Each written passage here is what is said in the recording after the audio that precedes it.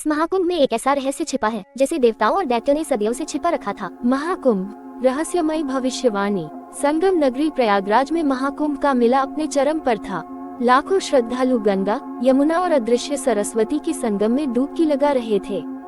हर तरफ अखाड़ों की शान, साधुओं का जमावड़ा और मंत्रों का गूंजता संवेद स्वर था। लेकिन इस बार का महाकुंभ कुछ अलग था। यहाँ एक रहस्य छिपा था, एक ऐसा रहस्य जिसने पूरे मेले को सिहरन से भर दिया। रहस्य की शुरुआत 13 जनवरी की रात काशी के एक सिद्ध महायोगी स्वामी देवव्रतानंद जी अपने आश्रम में ध्यानमग्न थे। अचानक उनकी समाधि टूटी, उनकी आंखों में भय था। उन्होंने अपने शिष्यों को बुलाया और कहा, इस महाकुंभ में कुछ ऐसा होने वाला है जो पहले कभी नहीं हुआ। भविष्य अंधकार में दिख रहा है।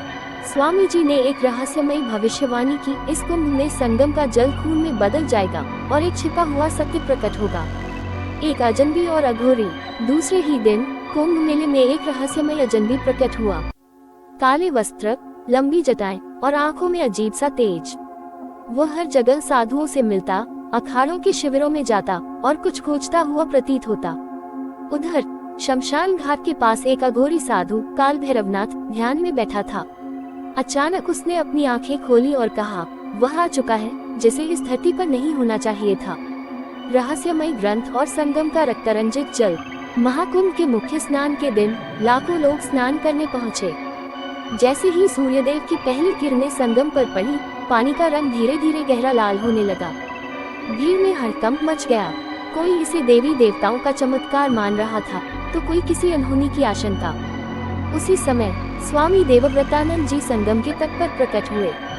उनके हाथ में एक प्राचीन तांबे का ग्रंथ था, जिस पर संस्कृत में कुछ लिखा था, समुद्र मंथन का तीसरा रहस्य।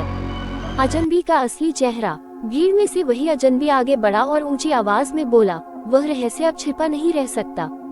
अचानक उसकी काली आंखें चमकने लगीं।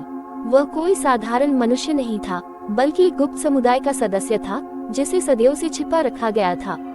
उसका नाम नीलकांत था, एक ऐसा नाम जो इतिहास के पन्नों में कहीं खो चुका था। संगम का रक्त तुम्हारी परीक्षा है, नीलकांत ने कहा। ये जल तब तक लाल रहेगा जब तक सत्य उजागर नहीं होगा। क्या था रहस्य? स्वामी जी ने कांपते हाथों से ग्रंथ खोला और पढ़ना शुरू किया। उसमें लिखा था, समुद्र मंथन से केवल अमृत और हलाहल ही नहीं निकले थे। एक और रहस्य था जिसे देवताओं और दैत्यों ने मिलकर छिपा दिया था। वह रहस्य इस संगम में छुपा है। ये सुनकर भीड़ सहम गई। क्या ये रहस्य अब उजागर होगा? क्या संगम का जल फिर से पवित्र हो पाएगा?